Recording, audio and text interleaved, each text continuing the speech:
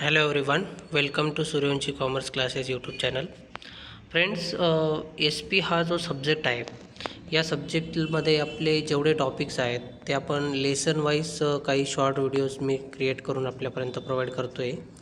तसंच ओ सी जो विषय आहे, ओ सीचा आपण फक्त संडेला आपण लाईव्ह लेक्चर घेणार यूट्यूबवर. याच चॅनलवर तुम्हाला ते लाईव्ह लेक्चर भेटेल.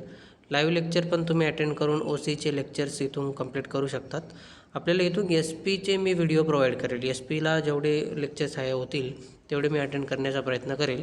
याच्यातनं तुमची खूप सारी हेल्प होऊन जाईल. जसं की तुम्हाला एच एस सी कॉमर्सचा जेव्हा तुम्ही पेपर देणार तर याच्यातनं तुमचा 95% तुम्हाला सिलेबस कवर होऊन जाईल आणि त्याच पद्धतीने तुम्हाला इथून चांगला स्कोरिंग पण होईल. मी चांगल्या पद्धतीने तुम्हाला गायडन्स करण्याचा प्रयत्न करेल. तर तुम्हाला हा व्हिडिओ जर आवडला तर मी पुढचे व्हिडिओज बनवेल. म्हणजे डिपेंड करतं की तुमच्या डिमांडवर. जसं की हा जो टॉपिक आहे, हा टॉपिक आणि हे सब्जेक्ट आहेत, या सब्जेक्टला फक्त आणि फक्त थेरॉटिकलच दिलं जातं. तो आपण हे प्रोव्हाइड मटेरियल तुम्हाला इंग्लिशमध्ये केलं जाईल, बट याचं लेक्चर्स मराठीमध्येच कंटिन्यू होतील. मग जे मराठीमध्ये लेक्चर्स होतील तुम्हाला आवडले तर मला नक्कीच सांगा. म्हणजे मग मी अदर सब्जेक्टचा पण त्याच्यावर नक्की विचार करेल. ओके, तर आपण आज फर्स्ट सिरीज या टॉपिकची स्टार्ट करूया. याच्यामध्ये आपल्याला प्रत्येक टॉपिक वाईज जायचं आहे. तर पहिला जो टॉपिक दिलेला आहे इथं, त्या टॉपिकमध्ये आपण बघू. टोटल टॉपिक तुम्हाला इथं 12 असतील बहुतेक. 12 टॉपिक्स आहेत. त्याच्यामध्ये पहिला टॉपिक जो आहे सोर्स ऑफ कॉर्पोरेट फायनान्स, नंतर आहे कॅपिटल रायझिंग, सेक्रेटरियल करस्पॉन्डन्स आहे, नंतर depository system, payment of dividend and interest.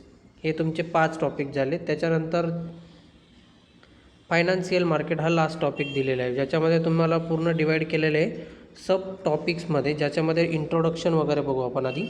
Introduction, source of corporate finance, issue of shares, issue of debentures, deposit. हे जे टॉपिक्स आहेत हे तुम्हाला खूप डिपेंड करतील आणि पुढे याचा बेनिफिट तुम्हाला एस वाय टी वायला पण होत असतो. कारण की जेव्हा तुम्ही कंपनी अकाउंट शिकतात तर कंपनी अकाउंटमध्ये मोस्ट ऑफ शेअर्स आणि शेअर होल्डर्स हा खूप डिपेंडंट पार्ट आहे आणि याच्यामध्ये कंपनी ॲक्ट तुम्हाला खूप मदत करतो. त्याच्यामुळे आपल्याला इथं जे बेसिक टॉपिक आहेत हे एकदा जर आपण केले तर कॉमर्समध्ये आपल्याला सगळ्यात जास्त बेनिफिट या एस पी सब्जेक्टचा होत असतो. तर मग ठीक आहे, आपण स्टार्ट करू. थोडंसं इंट्रोडक्शन आज बघू आणि पहिल्या टॉपिकला मी स्टार्ट करतो आहे. So listen carefully. काही डाऊट आले असतील तर तुम्ही मला नंतर पण विचारू शकतात कमेंट्समध्ये. ओके, तो introduction of corporate finance. Corporate finance काय असतं? सगळ्यात महत्त्वाचं म्हणजे याच्यामध्ये 2 टाईप्स आहेत. कॅपिटल रिक्वायरमेंट कशी केली जाते, फिक्स कॅपिटल आणि वर्किंग कॅपिटल काय असतं. त्याच्यापर्यंत जाण्या अगोदर आपल्याला फायनान्स म्हणजे काय ते समजून घ्यावं लागेल आणि त्यातल्या त्यात कॉर्पोरेट फायनान्स म्हणजे काय. कॉर्पोरेट फायनान्स ही गोष्ट खूप मोठी आहे. बघा, आजकाल आपण मार्केटमध्ये बघतो आहे तर बहुतेक असा ट्रेंड जो चालू आहे तो फायनान्सला दिला जातो. बघा, आपण एक छोटीशी वस्तू जरी घ्यायला जातो तरी आपण फायनान्स मागतो की नाही, मला एवढं शक्य नाही आहे, मी एवढे पैसे आत्ता लगेच पेड नाही करणार, तर मला इन्स्टॉलमेंट नावाची जी बेसिस असते किंवा इन्स्टॉलमेंट नावाची जी गोष्ट असते ती आपण डिमांड करत असतो. तर मग या सिच्युएशननुसार आपल्याला मॅनेजमेंट किंवा फायनान्समध्ये या गोष्टी ज्या असतात किंवा फायनान्स मॅनेजमेंट आहे ते आपल्या बिझनेसमध्ये कशा पद्धतीने येऊ शकतं. सो त्याचा आपण डिटेलमध्ये विचार करू. जसं की म्हटलं आहे बघा इंट्रोडक्शनमध्ये, the term of finance related to money and money management. सगळ्यात पहिले तर आपल्याला मनी काय आहे, मनी म्हणजे पैसा, राईट, सगळ्यांनाच माहिती असेल. आणि पैशाचं मॅनेजमेंट कसं केलं जातं. सगळ्यात पहिले बघा, आपण अकाउंट हा सब्जेक्ट जेव्हा प्रॅक्टिकली बघतो त्याच्यामध्ये एक कॅशबुक आपण मेंटेन करतो. तर कॅशबुकमध्ये काय होतं की जो पैसा तुमचा रिसिप्ट साईडला लिहिला जातो, म्हणजे जो इनफ्लो असतो तो आपण रिसिप्टला घेतो आणि त्याच्या अपोजिट म्हणजे पेमेंट साईडला जो पैसा लिहितो तो आउटफ्लो असतो, म्हणजे आपल्याकडे आलेला पैसा आणि आपण पाठवलेला पैसा, ह्या 2 गोष्टी इथं मेंटेन केल्या जातात. मग जेव्हा तुम्ही पैसा ही गोष्ट इनफ्लो आणि आउटफ्लोमध्ये बघतात तर याचा ऑर्गनायझेशनमध्ये किंवा जेव्हा तुम्ही बिझनेसमध्ये याचा वापर करतात तर याचा फंड कसा जनरेट होतो आणि याचा जो इफिशियन्सी असेल, सोर्स ऑफ इफिशियन्सी, त्याचं मॅनेजमेंट आपल्याला काही शास्त्रज्ञांनी याच्यामध्ये सांगितलं आहे. आणि त्याच पद्धतीने हेनरी फोर्ड हा जो शास्त्रज्ञ आहे ते काय म्हणतात, money is an arm or leg arm किंवा लेग आहे, use it or lose it. म्हणजे बघा, पैसा एक अशी गोष्ट आहे, तो आपला हा एक प्रकारचा हात आहे किंवा पाय आहे असं समजलं तरी चालेल. म्हणजे मग त्याचा वापर आपण करायचा की नाही करायचा ते आपल्यावर आहे. जर समजा आपण आपले पाय आलेले आहेत आणि पायचा वापर आपण चालण्यासाठी नाही केला तर आपल्याला कुठलीच गोष्ट अशी भेटणार नाही किंवा आपल्याला जी गोष्ट ॲचिव्ह करायची आहे आपण त्यापर्यंत पोचू नाही शकत. त्याच पद्धतीने पैसा आहे. पैसा अशी गोष्ट आहे, तो तुम्ही वापरा नाही तर नका वापरू. तो त्याची एक स्पेसिफिक डिमांड आहे, स्पेसिफिक त्याची सिग्निफिकन्स आहे आणि तो क्लिअरन्स देतो की तुम्हाला त्याचा किती इम्पॉर्टन्स आहे. म्हणजे पैसा ही गोष्ट आपल्या आयुष्यामध्ये सगळ्यात इम्पॉर्टंट आहे. तर आलं लक्षात, इथपर्यंत समजलं असेल तुम्हाला. कॉर्पोरेट फायनान्सचा मिनिंग काय होतं बघा. जसं की पैसा तर मी तुम्हाला बेसिकली सांगितलं, पैसा आपल्याला खूप डिपेंड करतो. पण आता कॉर्पोरेट फायनान्समध्ये पैसा काय काम करतो. जसं की corporate finance deals with the raising using the finance by corporation. आता कॉर्पोरेशन म्हणजे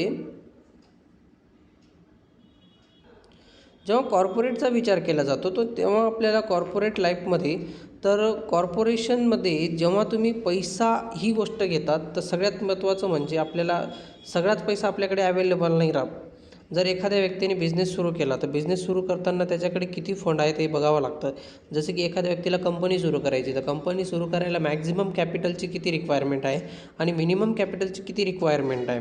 मग ह्या गोष्टींचा विचार जेव्हा तुम्ही करणार तेव्हा आपल्याला कॉर्पोरेट सेक्टरमध्ये फायनान्स अवेलेबल केलं जातं. म्हणजे जसं की तुम्ही एखादं फॉर एक्झाम्पल घेऊ, चला फॉर एक्झाम्पलने आपल्याला समजेल. समजा एक कंपनी टाकायची आहे XYZ आणि या कंपनीला सपोज कॅपिटल लागतं आहे 50 लाख रुपये. मग 50 लाख रुपये जे कॅपिटल लागतं आहे, तर 50 लाख रुपये कॅपिटल मागे आपल्याकडे समजा फक्त 10 लाख रुपये आहेत. ओन्ली अवेलेबल किती आहेत, 10 लाख रुपये. मग आपल्याला जे रिमेनिंग 40 लाख रुपये आहेत ते कुठून देईल. पण कंपनी तर आपली 50 लाखामध्ये सुरू होणार आहे ना. मग 40 लाखामध्ये आपण कंपनी सुरू नाही करू शकत किंवा 10 लाखामध्ये सुरू नाही करू शकत. आपल्याकडे मिनिमम कॅपिटल जरी 10 लाख असेल पण 40 लाखची रिक्वायरमेंट आहे. मग हे 40 लाख रुपये आपल्याला कुठून अवेलेबल होतील. मग हे 40 लाख रुपये अवेलेबल करण्यासाठी आपल्याकडे सोर्स असतं. सगळ्यात पहिले म्हणजे आपण शेअर्स घेऊ शकतो. शेअर्स लॉन्च करण्या अगोदर सगळ्यात महत्त्वाचं आपलं कुठलीही कंपनी आपलं बॅकग्राऊंड बघत असते आणि कुठल्याही लोकल व्यक्ती असतील किंवा कुठलीही व्यक्ती आपल्या कंपनीमध्ये इन्व्हेस्टमेंट करत असतील तर ते इन्व्हेस्टमेंट करताना हा विचार करतात की हा व्यक्ती आपल्याला किती रिटर्न देऊ शकतो. म्हणून सुरुवातीला आपल्याला शेअर्स अवेलेबल होणं पॉसिबल नाही राहत. तर मग दुसरी गोष्ट आपल्याला फायनान्स म्हणजेच लोन अवेलेबल होऊ शकतं. लोन अवेलेबल ज्या वेळेस आपण करतो तर लोन सेक्टर देणार आहे म्हणजे जेवढ्या कंपन्या आहेत किंवा जेवढ्या बँकिंग सेक्टर असतील त्या आपल्याला लोन प्रोव्हाइड करतील. मग या लोन प्रोव्हाइड करतील ना, मग समजा ते 40 लाख रुपये आपल्याला लोन लागतं आहे. मग कुठलीही बँक आपल्याला जर लोन देत असेल तर लोन देताना आता समजा आपल्याला 40 लाख रुपये लोन लागते, तर 40 लाखापैकी पूर्ण 100% कोणतीच बँक आपल्याला लोन देणार नाही. कारण याच्यामध्ये काय होतं की 40 लाखाचा जर पार्टिशन असेल तर बँक पहिले विचार करते की आपल्या असेट्स किती आहेत. मग आपल्या असेट्स किती आहेत, आपल्या लायबिलिटीज किती आहेत. म्हणजे ज्यावेळेस बिझनेस सुरू पण नाही झालेला असतो त्यावेळेस बँका विचार करतात की तुमचे असेट्स आणि लायबिलिटीज किती आहेत. मग आपल्याला असेट्स अजून टेकन ओव्हर केलेल्या नसतात. आता जेव्हा तुम्ही कंपनी स्टार्ट करणार तर आपल्याला बँक जेव्हा लोन देते, लोन किती देणार आहे का, सपोज आपण 40 लाखाची डिमांड करतो आहे, बँक काय म्हणेल की ठीक आहे आम्ही तुमच्या असेट ॲनालिसिस करू त्याच्यानंतर तुम्हाला लोन प्रोव्हाइड करू. मग आपण तो प्रपोजल ॲक्सेप्ट केल्यानंतर आपल्याला पहिल्यांदा तर प्रोजेक्ट रिपोर्ट बनवावा लागतो. एकदा प्रोजेक्ट रिपोर्ट बनवला तर प्रोजेक्ट रिपोर्ट आपल्याला कुठल्याही लिगल पर्सनकडनं बनवावा लागतो. तो प्रोजेक्ट रिपोर्ट आपण जेव्हा बनवतो, आता प्रोजेक्ट रिपोर्टनुसार त्यांनी जर आपली प्रॉपर्टी दाखवली, सपोज आपल्याकडे बिल्डिंग आहे 15 लाखाची, तुमच्याकडे व्हेकल्स असतील सपोज 10 लाखाच्या व्हेकल्स आहेत, सपोज तुमच्याकडे लँड आहे 20 लाखाची, म्हणजे टोटल आपली प्रॉपर्टी बनते 20, 10, 30, 40, 45 लाखाची आपल्याकडे प्रॉपर्टी बनते. मग 45 लाखाची जर आपल्याकडे प्रॉपर्टी बनते तर 45 लाखापैकी आपल्याला बँक काय करते, 75% लोन ॲप्रूव्ह करते. म्हणजे 45 लाखाचे जर 75% लोन ॲप्रूव्ह केलं तर आपल्याला ॲटलिस्ट याच्यामध्ये जवळजवळ किती लाख रुपये लोन बसेल, तर ते आपल्याला 30 ते 35 लाखाच्या दरम्यान बसू शकतं. म्हणजे टोटल 45 लाख तर लोन बसणार नाही, पण 30-35 लाख रुपये ॲव्हरेजली आपण 32 किंवा 33 लाख पकडून चालू, 33 लाख रुपये म्हणजे मग आपल्याला लागत होते 40 लाख, पण बँक आपल्याला फक्त प्रोव्हाइड करते 33 लाख. मग आपल्याला 33 लाख रुपयावरच समाधानी मानावे लागते. मग हे सगळं का झालं, की हा जो स्ट्रक्चर सांगितला, हे एक्झाम्पल मी तुम्हाला का दिलं, की याच्या माध्यमातून आपल्याला एक गोष्ट लक्षात येईल, की जेव्हा कॉर्पोरेट फायनान्सचा विचार केला जातो, तो कॉर्पोरेटचे जेवढ्या बी फॅसिलिटीज असतात, तर त्या आपला आधी काय चेक करतात, तर deals with the raising using the finance. आपण तो फायनान्स कुठे यूज करणार आहोत, बरोबर आहे. म्हणजे आपण जे कर्ज घेतोय त्याचा वापर कशासाठी होणार आहे. मग it deals with the financial activities. मग कॉर्पोरेशन असेल, कॅपिटल स्ट्रक्चर असेल किंवा मार्केटिंग इन्व्हेस्टमेंट असेल किंवा आपण जी इन्व्हेस्टमेंट बनवतोय त्याच्यासाठी आपल्याला त्याचा फायदा होईल. मग कॉर्पोरेट फायनान्स एवढ्या गोष्टींचा विचार करून आपल्याला फायनान्स प्रोव्हाइड करत असतं.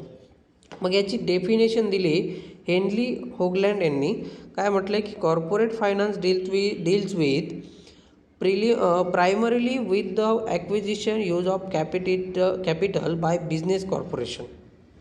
म्हणजे जो कॅपिटल आपण यूज करणार आहेत, कॉर्पोरेट फायनान्स काय करतं, की प्रायमरी ऑब्जेक्ट पूर्ण करतो. जसं की आपला जो कोणी आपल्याला फायनान्स देणार आहे किंवा जी कुठली बँक आपल्याला फायनान्स प्रोव्हाइड करणार आहे, त्यांचा महत्त्वाचा उद्देश काय असला पाहिजे, की आपलं कॅपिटल उभं करण्यासाठी त्यांचा हातभार असला पाहिजे. जसं की मी मगाशी बोललो होतो, की आपल्याला बिझनेस करताना 50 लाख रुपये कॅपिटल लागते, आपल्याकडे 10 लाख रुपये कॅश अवेलेबल आहे, पण 40 लाख रुपये आपल्याकडे नसताना बँक आपल्या काय करेल, पूर्ण असेट चेक करेल, प्रॉपर्टी चेक करेल, पूर्ण लायबिलिटीज बघेल.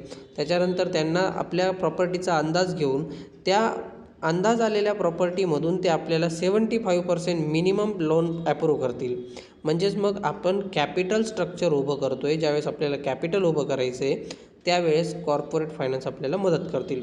मग कॉर्पोरेट फायनान्स काय मदत करतील, the corporate finance also include the financial planning, study of capital market, money market and share market. बघा, ते फक्त एवढं एकच गोष्ट नाही करणार, तर फायनान्शियल प्लॅनिंग पण करतील, स्टडी ऑफ कॅपिटल मार्केट, पूर्ण कॅपिटल मार्केटचा स्टडी करतील, मनी मार्केटचा स्टडी करतील आणि शेअर मार्केटसुद्धा. आता आपण पुढे जाऊन जसं जसं एक एक टॉपिक कवर होतील त्याच्यात मी तुम्हाला मनी मार्केट काय असतो, शेअर मार्केट काय असतो आणि कॅपिटल मार्केट या 3 कन्सेप्ट वेगळे आहेत, ते आपण तिघं कन्सेप्ट डिटेलमध्ये आपण नंतर बघू. म्हणजे मग आता आपण काय बघतोय, की कॉर्पोरेट फायनान्समध्ये फक्त 3 गोष्टी इथं महत्त्वाच्या दिल्या आहेत त्यांनी. कुठल्या कुठल्या, की कॅपिटल मार्केट, मनी मार्केट आणि शेअर मार्केट यांचं सगळ्यांचं फायनान्शियल प्लॅनिंग केलं जाईल. मग काही कुठल्या गोष्टी कवर केल्या जातील, मग त्या गोष्टी कोणत्या दिल्या आहेत बघा खाली. जसं की काय म्हटलं, finance manager of any corporation has to insure that. सगळ्यात पहिले the firm has adequate finance. फर्मला फायनान्स किती लागते ते चेक केलं जाईल. They arising using the right source of fund that have minimum cost. सगळ्यात पहिले तुम्हाला कमीत कमी किती फंड अवेलेबल होईल किंवा कमीत कमी किती फंडची गरज आहे हे चेक केलं जाईल. नंतर मग the utilize raise fund effectively. जो फंड आपल्याला दिला जातो आहे किंवा जो फंड आपल्याला अवेलेबल होतो आहे त्या फंडचा आपण कशा पद्धतीने वापर करतो आहे. ओके. आणि त्याच्यानंतर मग म्हटलं आहे they are generating maximum return of its owner. मग याच्यामुळे जो ओनर आहे त्या ओनरला सगळ्यात जास्त बेनिफिट भेटला पाहिजे असंही याच्यामध्ये म्हटलेलं आहे. ओके, आय होप इथपर्यंत समजलं असेल. बघा, जे कॉर्पोरेट फायनान्स आहे ते काही डिसिजन घेतं. कुठले डिसिजन, 1-2 डिसिजन घेत असतं ते. त्याच्यामध्ये पहिलं आहे financing decision.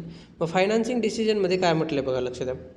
The business firm has access to capital market to fulfil its financial needs. The firm has multiple choices of sources of financing. The firm can choose whether it wants to raise equity capital, debt capital, or firm can even opt for the bank loan, public deposit, debenture आणि to raise fund म्हटलं आहे. म्हणजे मग काय होतं, की जेव्हा financing decision घेतला जातो तर याच्यामध्ये काय होतं, की तुमचं इक्विटी शेअर कॅपिटल वाढवलं जातं, डेप्ट कॅपिटल वाढवण्याचा प्रयत्न केला जातो, यांचं प्लॅनिंग केलं जातं. जसं की बँक लोन असेल, पब्लिक डिपॉझिट असेल, लोकांनी तुमच्या कंपनीमध्ये डिपॉझिट केलं असेल. बघा, आता याच्यात डिपॉझिट म्हटलं म्हणजे आपण फक्त बँकेतच नाही डिपॉझिट करू शकत, तर आपल्या कंपनीमध्ये पण डिपॉझिट केलं जातं. आपल्याला जो पैसा लागतो आहे त्या पैशावर आपल्याला इंटरेस्ट पण पेड करावं लागतं. डिबेंचर्स इश्यू करावे लागतील. डिबेंचर म्हणजे कर्ज रोखे. मग आपण काही खूप मोठे जे कर्ज रोखे असतात किंवा खूप मोठे कर्जदार असतात त्यांच्याकडनं पैसा घेऊ शकतो. तो फंड रेज करण्याचं काम कोण करतं, कॉर्पोरेट फायनान्स करतं. मग याच्याकडे सगळे प्रकारचे एक अधिकारसुद्धा दिलेले असतात. जसं की तुम्हाला they have right amount of capital that form the right combination of डेप्ट अँड इक्विटी. डेप्ट अँड इक्विटीचे राईट कॉम्बिनेशन पण त्यांनी सांगितलेलं आहे. ओके, इथपर्यंत समजलं असेल. अजून दुसरा डिसिजन काय असतो याच्यात बघू.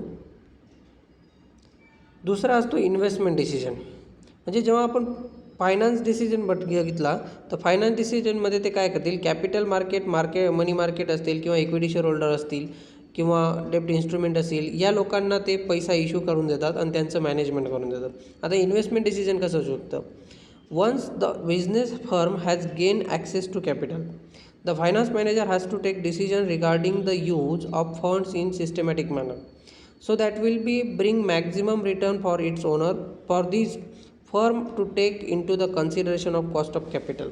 म्हणजे याच्यामध्ये तुम्हाला इन्व्हेस्टमेंटची इन्व्हेस्टमेंटचं सुद्धा मॅनेजमेंट शिकवलं जाईल. जसं की तुम्हाला बिझनेसमध्ये पैसा येतो आहे, कॅपिटल येतं आहे आणि कॅपिटल घेऊन तुम्ही कॅपिटल उभं करून जो बिझनेस तुम्ही स्टार्ट करताय तर त्या पैशांचा योग्य ते नियोजनसुद्धा ओनरला शिकवलं जाईल. मॅक्झिमम रिटर्न भेटला पाहिजे, एक सिस्टमॅटिक मॅटरमध्ये तुम्हाला रिटर्न भेटले पाहिजे आणि तुम्ही योग्य डिसिजन वेळेवर घेतला पाहिजे. या गोष्टीसुद्धा तुम्हाला कॉर्पोरेट फायनान्सकडनं गाईड केल्या जातील किंवा शिकवल्या जातील. ओके,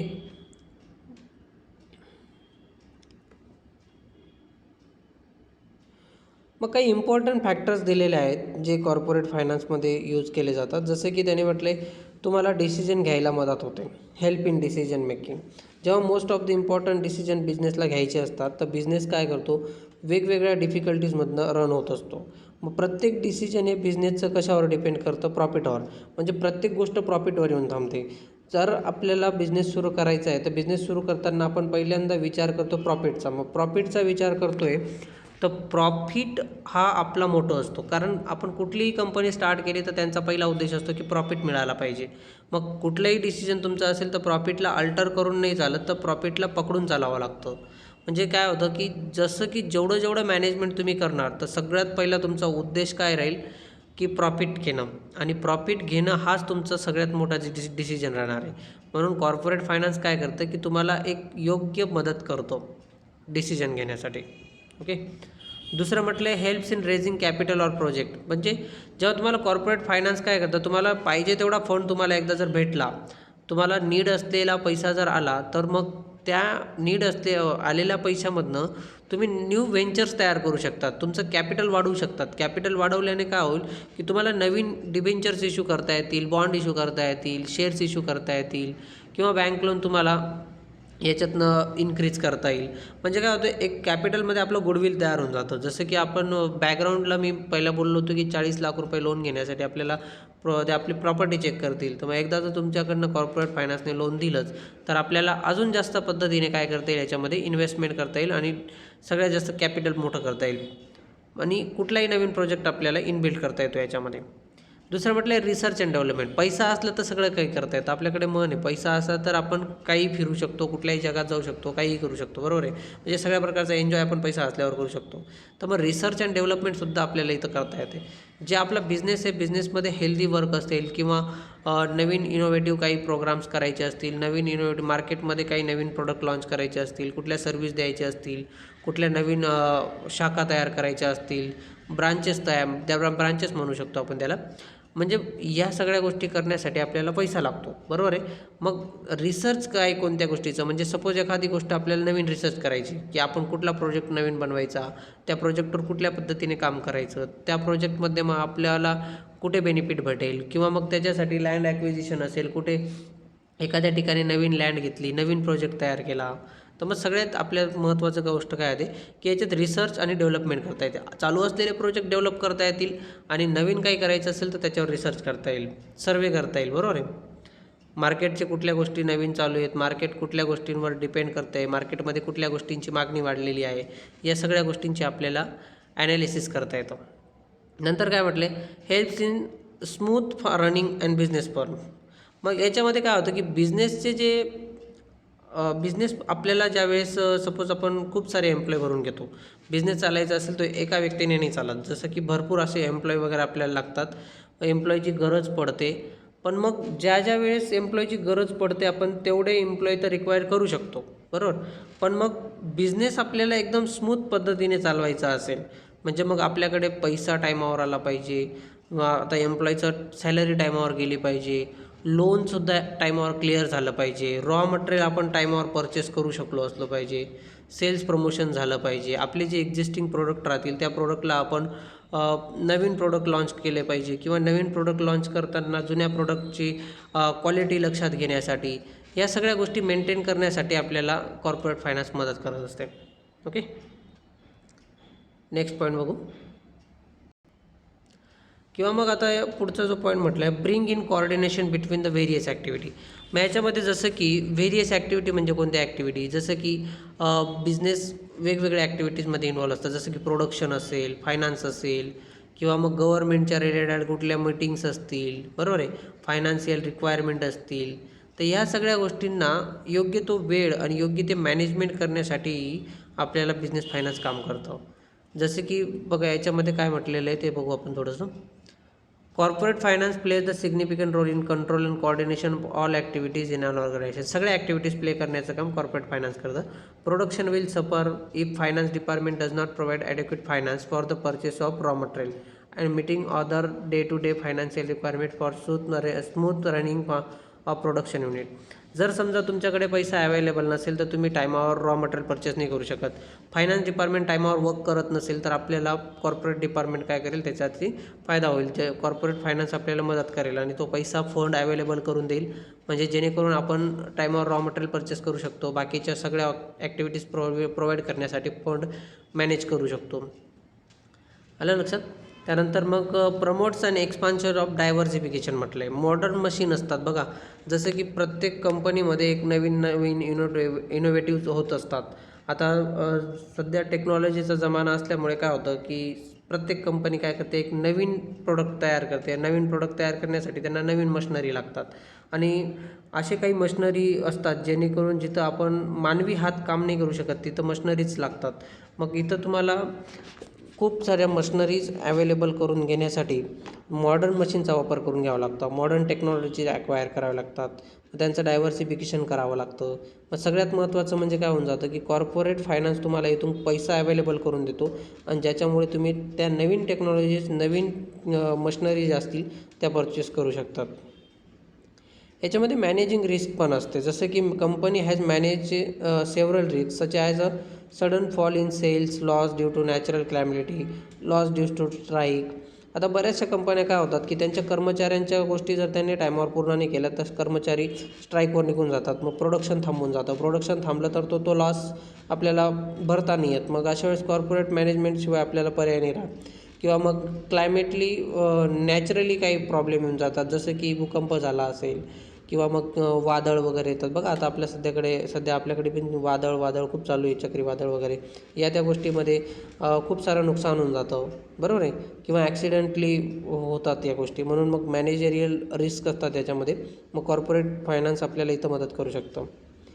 आणि दुसरी गोष्ट, काही आता मी आत्ता एवढं जस्ट बोललो की काही ॲक्सिडेंट होऊन जातात. मग ॲक्सिडेंट होत असताना काही जुने ॲसेट असतात आपल्याकडे, ओल्ड असेट, त्यांच्यामुळे सुद्धा आपल्याला कधी कधी प्रॉब्लेम होऊ शकतो. समजा एखादी मशिनरी खूप जुनी आहे आणि ती मशिनरी टायमावर धोका देऊ शकते, म्हणजे जसे की तिचा स्पेअर पार्ट खराब होणं किंवा मग तिच्यामध्ये समजा एखादा स्पेअर पार्ट काम करता करता अडकून गेला तर खूप मोठा ॲक्सिडेंट पण होऊ शकतो.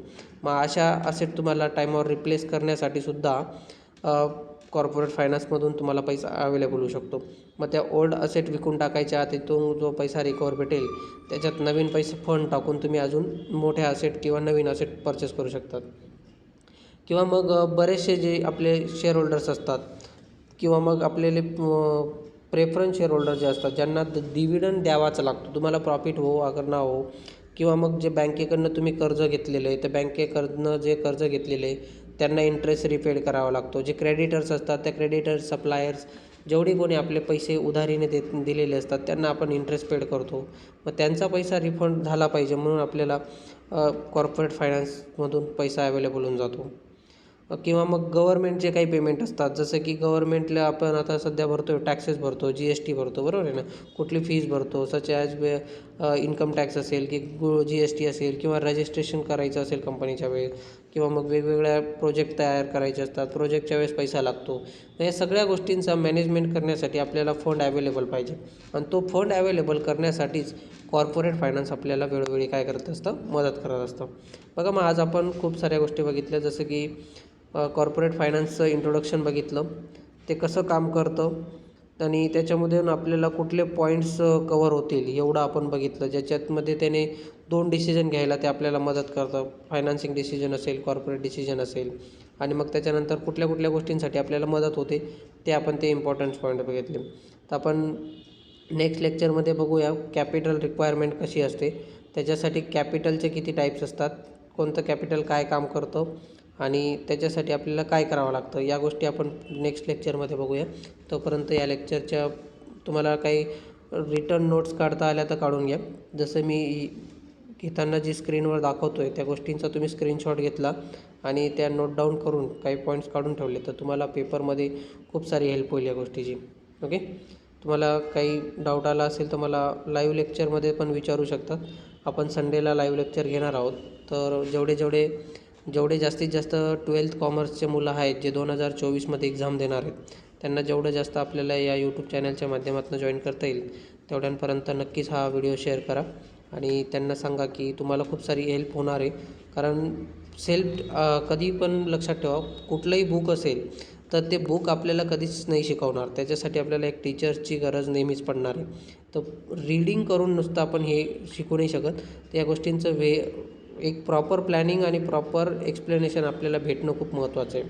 त्यासाठी तुम्ही एक टीचरची हेल्प घेऊ शकतात आणि तेव्हाच तुम्हाला या गोष्टी क्लिअर होतील. कारण याच्यात तुम्ही पुस्तकमध्ये आता हे इथं आपण जेव्हा आपण या गोष्टी वाचत होतो, फायनान्स झालं, कॉर्पोरेट झालं, डायव्हर्सिफिकेशन, असे खूप सारे वर्ड्स येतात जे पुस्तक तुम्हाला प्रॉपर मीनिंग नाही देऊ शकत. ओके, त्याच्यासाठी तुम्हाला यूट्यूबचे व्हिडिओज खूप हेल्प करतील. सो नेक्स्ट लेक्चरमध्ये भेटूया आपण. थँक्यू व्हेरी मच आणि लवकरच तुम्हाला दुसरा व्हिडिओ पण मी सेंड करतो.